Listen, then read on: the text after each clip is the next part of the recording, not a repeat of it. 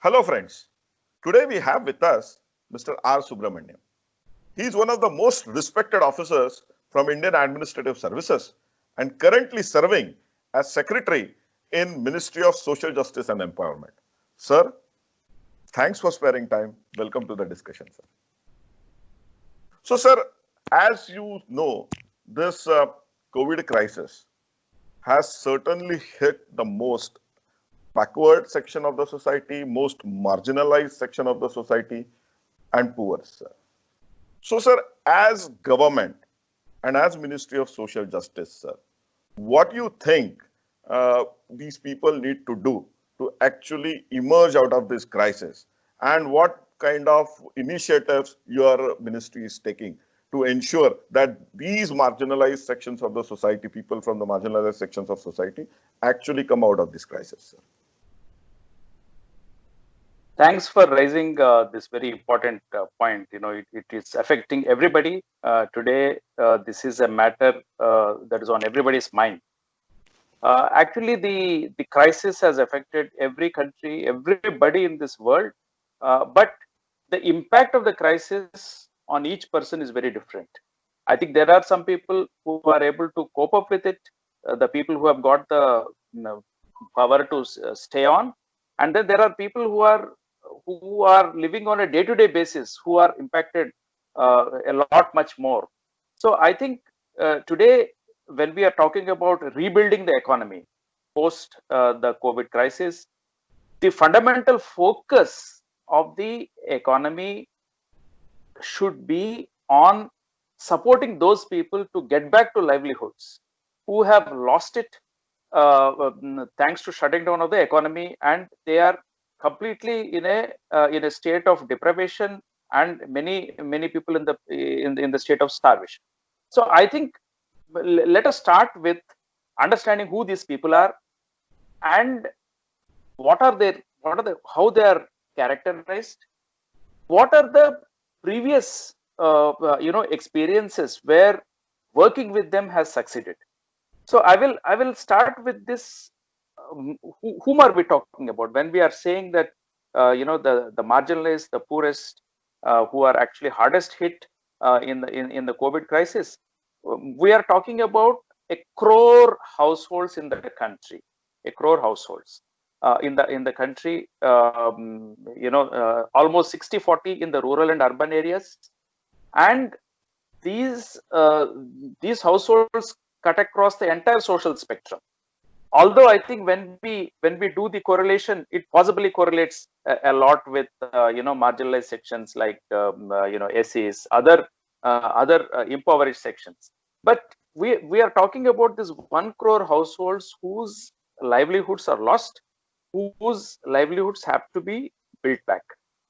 Now, what is that we are talking about? I mean, when we say 1 crore people's households are hit very badly, their livelihoods are lost, let us understand what are the characteristics by which we can identify them. First is that mostly these are assetless households, mostly assetless. Urban area, of course, completely assetless. In rural area, you have landless agriculture workers who are dependent completely on daily wages, and informal sector. Primarily, these are all in the informal sector, so they don't have any formal benefits, support mechanisms that are existing in a formal system. They don't have access to health. Suppose if they fall ill, what happens is that they just get into debt and then possibly get into a bonded state. So this is any health catastrophe is actually taking them back by several decades. And most importantly, they don't have access to credit. So we are now talking about what can be done to these 1 crore households so that they not only get their livelihoods, but then they come to a stage where they don't have to fight for existence.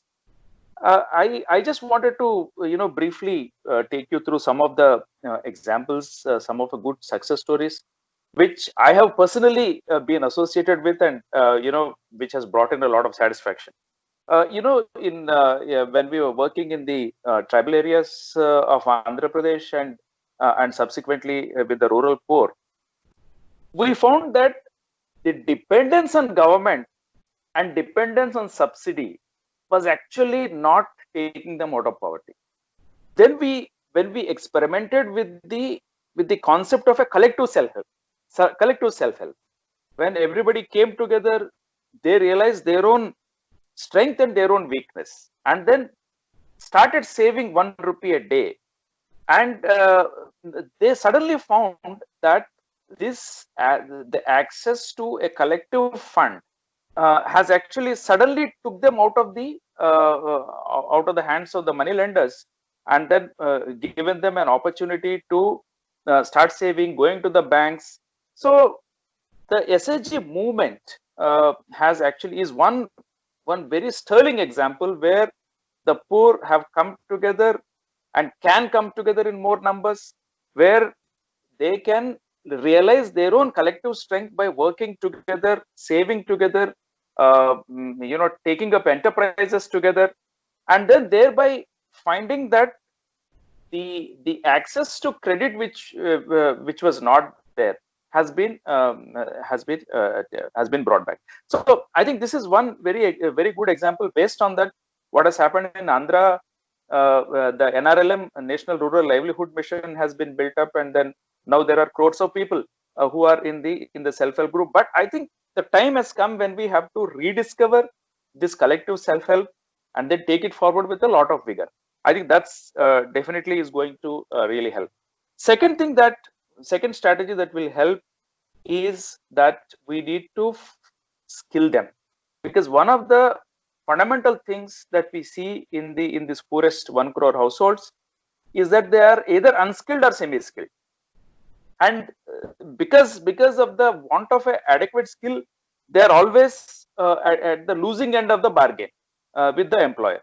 So skilling them up is one fundamental thing. Prime Minister Modi has actually focused a lot of his attention on how to bring skills to the people, and there's a separate ministry now. There's a lot that's happening, but what we do from the social justice is to how to ensure that this poorest people get access to the skill, and the skill should be such that it should not be a short-term, very short-term sort of a skill. It has to be a skill which can give them a sustainable livelihood. So it has to be long-term. It has to be market relevant, and it has to be through institutions which are having some repute. So this is the second thing that can certainly happen. Third thing that must happen post-COVID is to bring this 1 crore into the health insurance network. As you know, PM-JAY, as we call Ayushman Bharat, is the biggest health insurance program possibly in the whole world.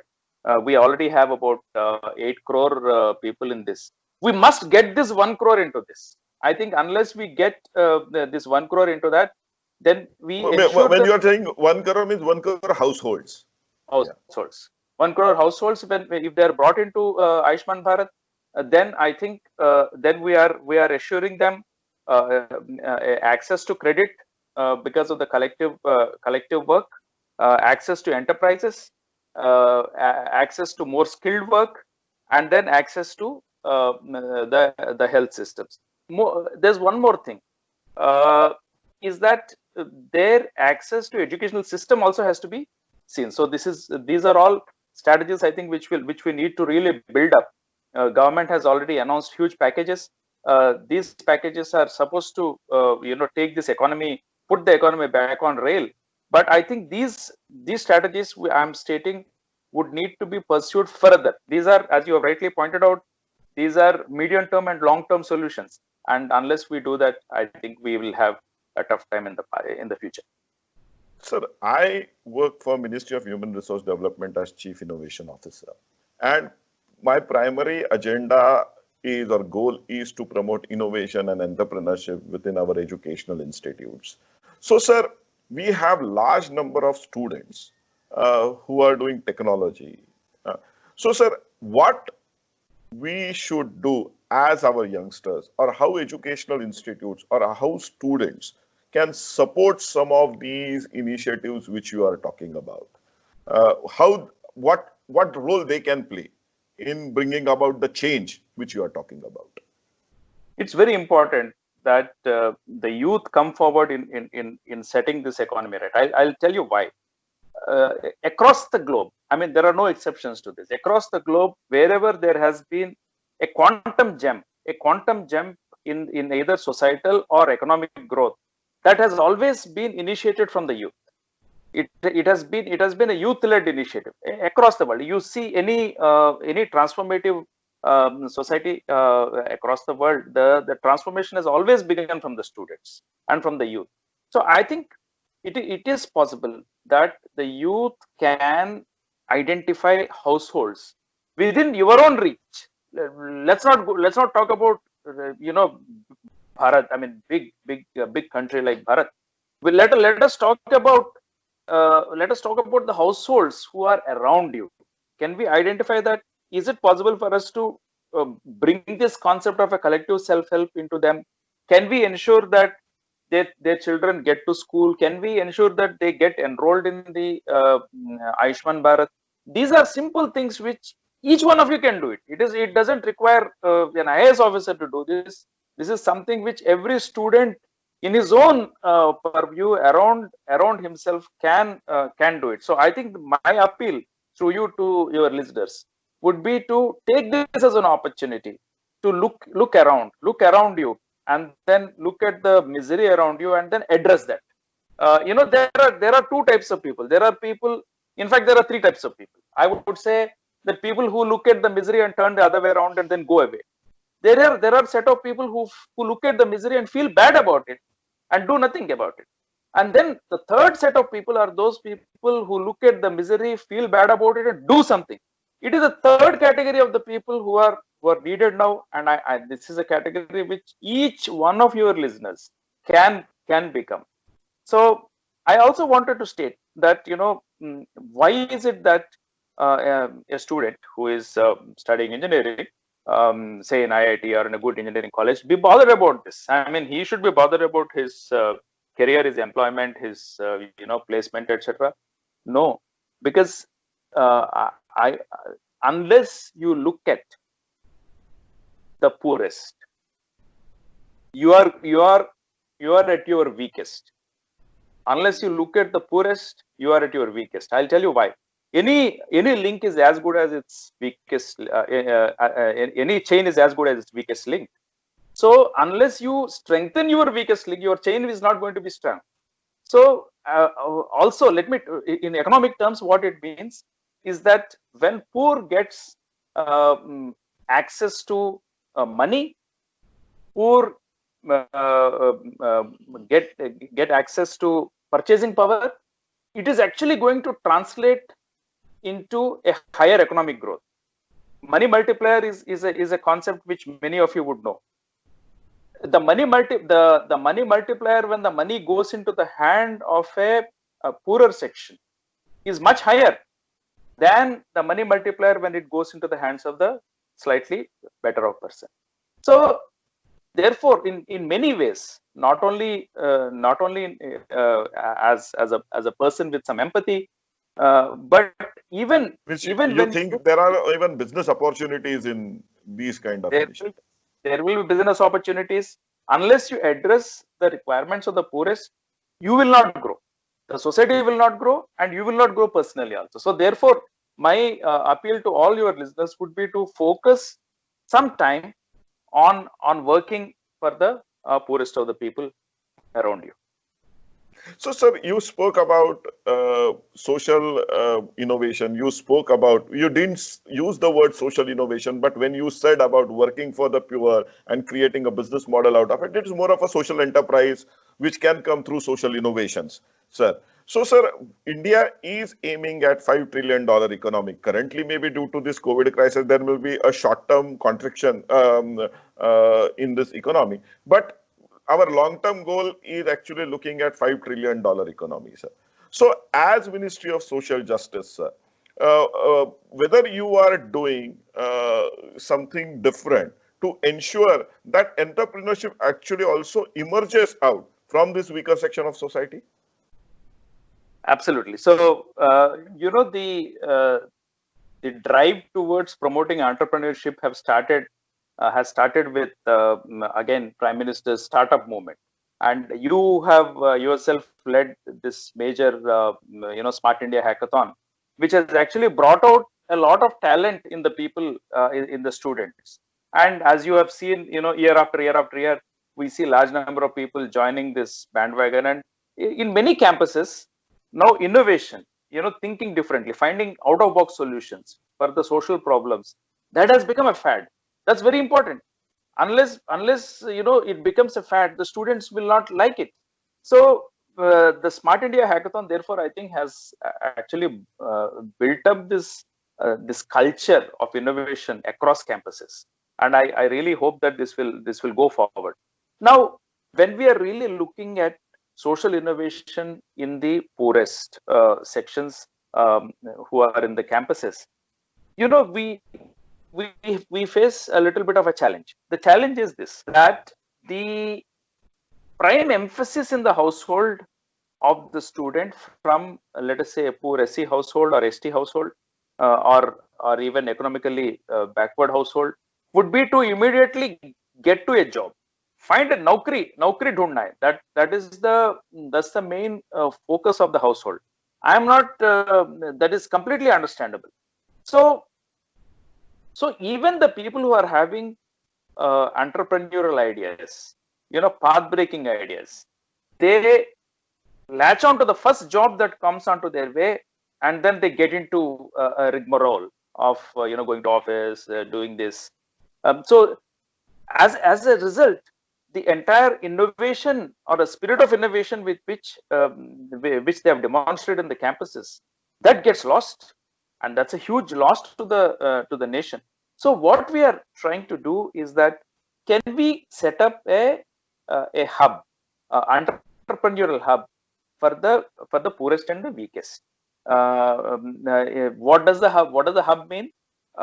You have an idea, you want to take it to a commercial, and that idea has been evaluated, accepted that it is an innovative idea, and that idea has to be promoted, and over a period of 3 to 5 years, if it requires to become a commercial venture. So for the 3 to 5 years, can we support this youth with some sort of a economic package, which should not be less than what they would get if they go to a normal naukri? So this is the concept on which we are working, and I think we would like to institutionalize this at the earliest.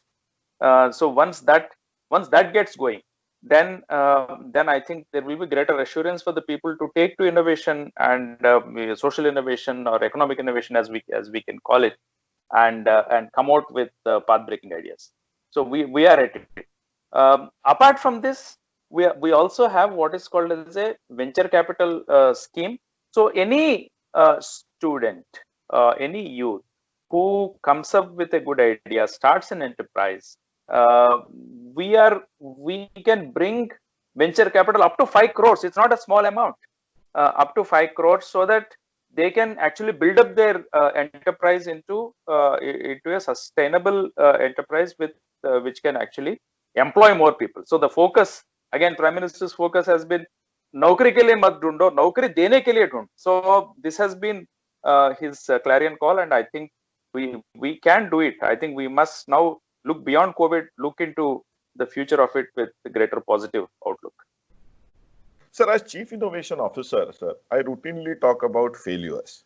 And I tell students to actually don't get bogged down with the failures, but actually celebrate those failures, because we learn from failures a lot. We learn more than what we learn from successes, right, sir?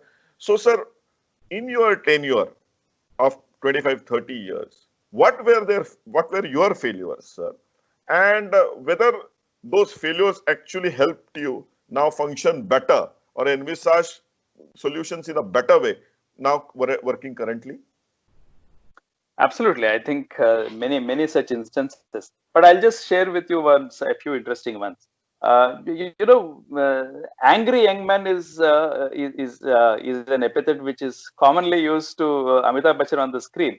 But I mean, when we were young, we really sort of lived that role. So when it is a question of dealing with a politician, or whether it's a minister or an MLA, so we used to really go hammer and tongs. So in fact, the attitude has been, the stronger the person, you must behave the roughest. That is a sort of a personality trait which was there at the younger thing. I think that does lead to failures, because I think you know uh, uh, failure, from when you analyze a failure and identify where things have gone wrong, then you have a maximum chance to grow. So in business, especially social enterprise or other types of innovations, I think failure should be the biggest blessing. I mean, not that I wish failures to you, I wish all the successes for you, but whenever there is a failure, never get disheartened.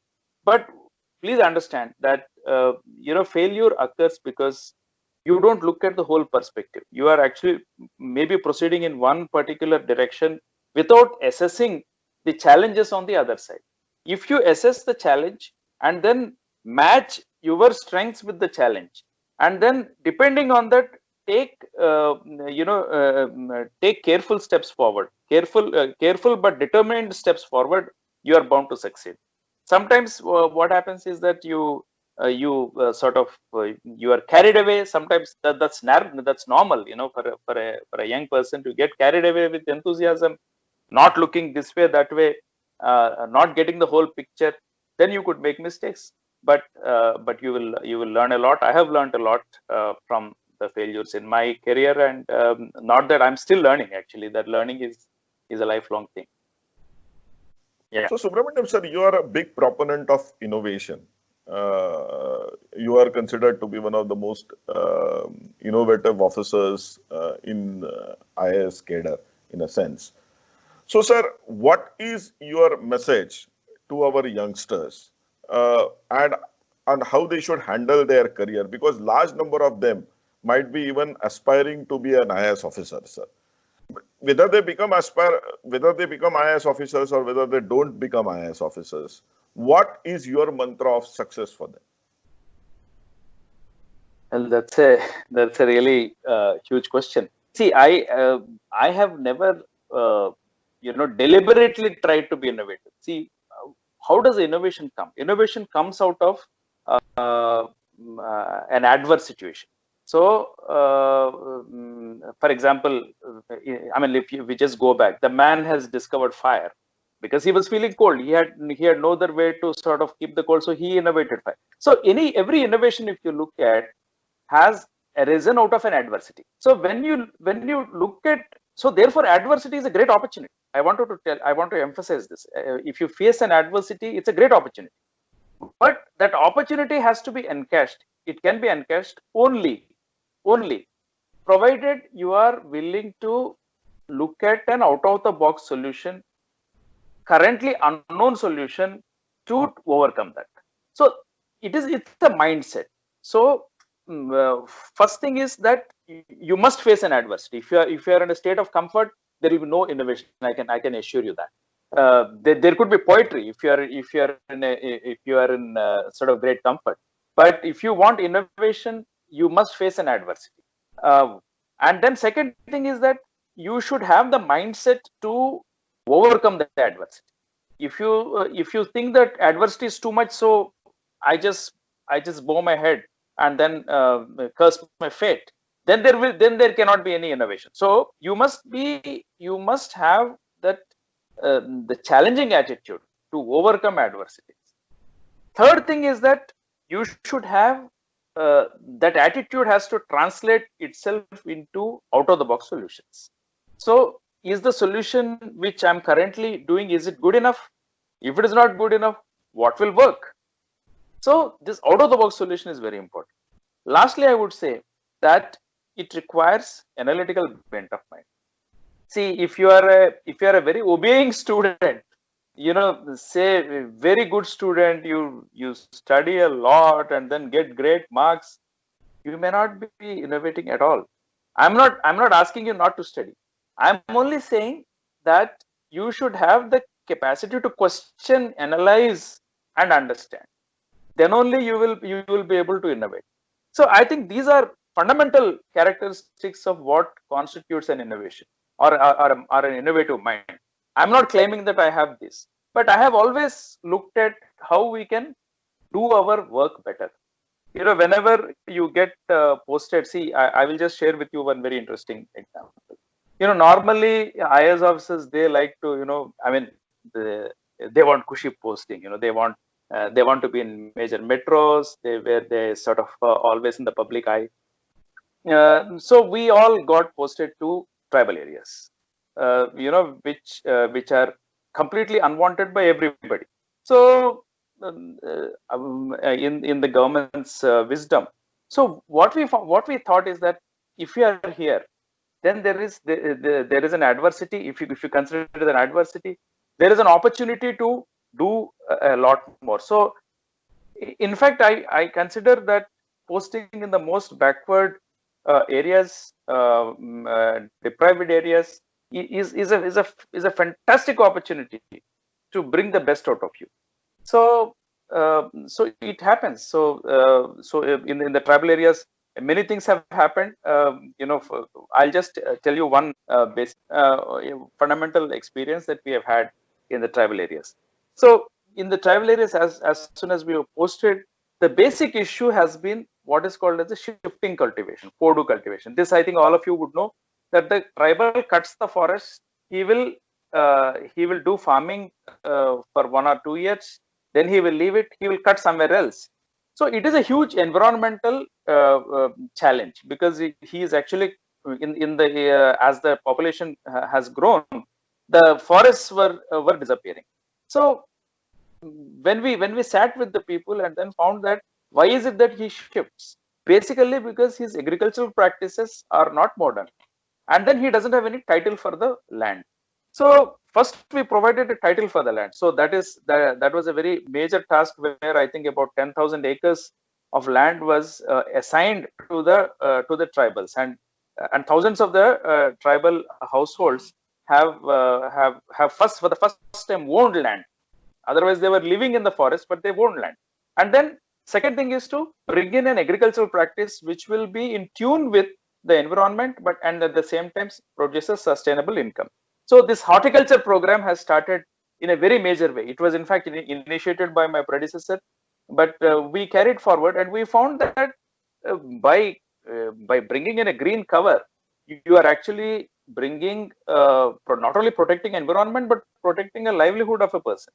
And then he stopped shifting cultivation, because they for the first time they found with it. So I am basically saying that you can actually convert every adversity to an opportunity and then bring something new. So, sir, let's conclude on this very positive note, sir. I hope students will learn from what you have said. Thanks for sparing time. Thank you, sir. Thank you very much. Wonderful talking to you, and all the very best to you and to your team and all the students who would be watching this. All the very best.